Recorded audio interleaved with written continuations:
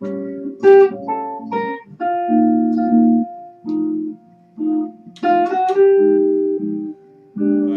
we're going to revisit a tune that I did a long time ago for Mike's Masterclass at the beginning of my little class I did on tetrachords, and this one's called Stella by Starlight. This is another song that was made very popular and played many times by the Miles Davis Quintet in the early 60s, going through several in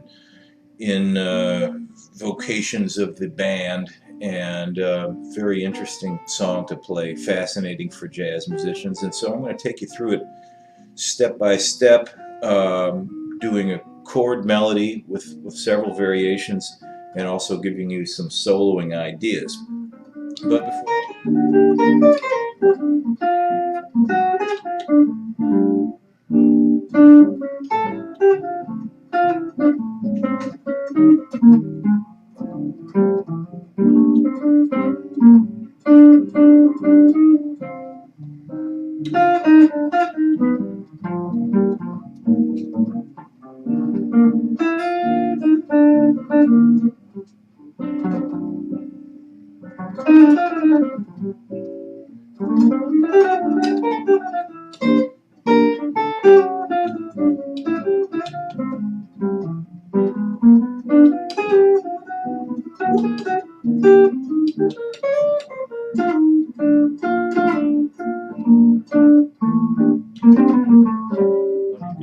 you can experiment with this whenever you have a one chord and it kind of delays the one chord. So let's, for instance, it sounds like this from the bridge.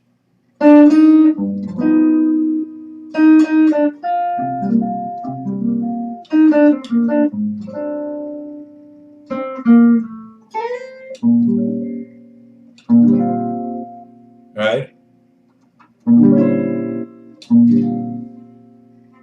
As opposed to this.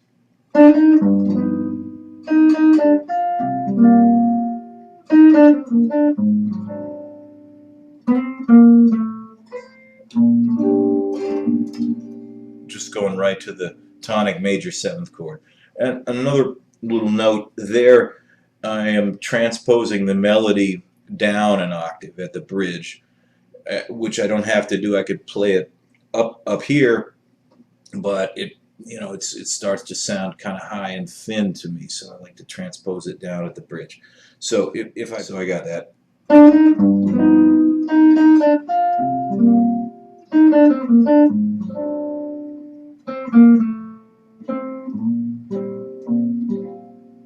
Or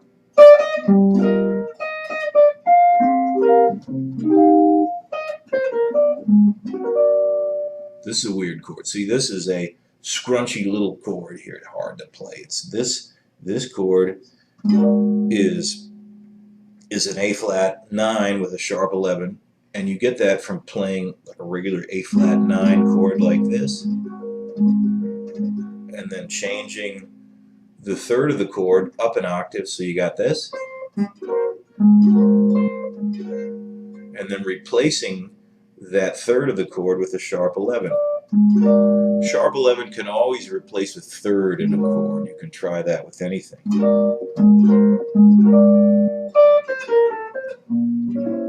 And there's my diminished. Last 8.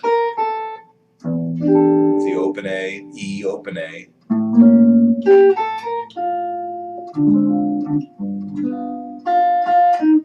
And here, this again, this is not the greatest chord. It's kind of more like a cowboy chord, but it works because of the voice leading. It sounds good. It's got the right bass motion, and where it's coming from, it's voice led correctly, the third and seventh. So.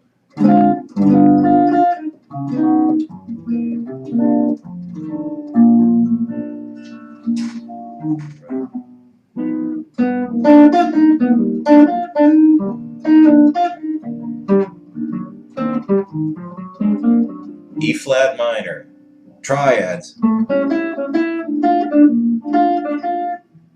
G minor,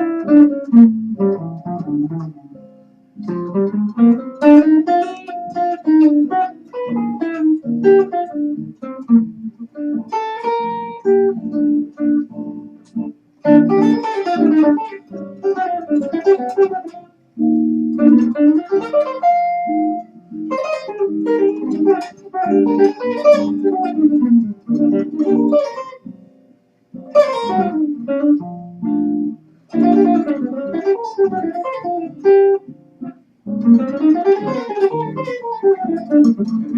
once you learn 5 or 6 or 7 or 8 or 9 or 20 or 50 different phrases, then all of a sudden you can put them together and to express your thoughts and make your wants and needs known, and to express yourself to other people. And it's the same way with this.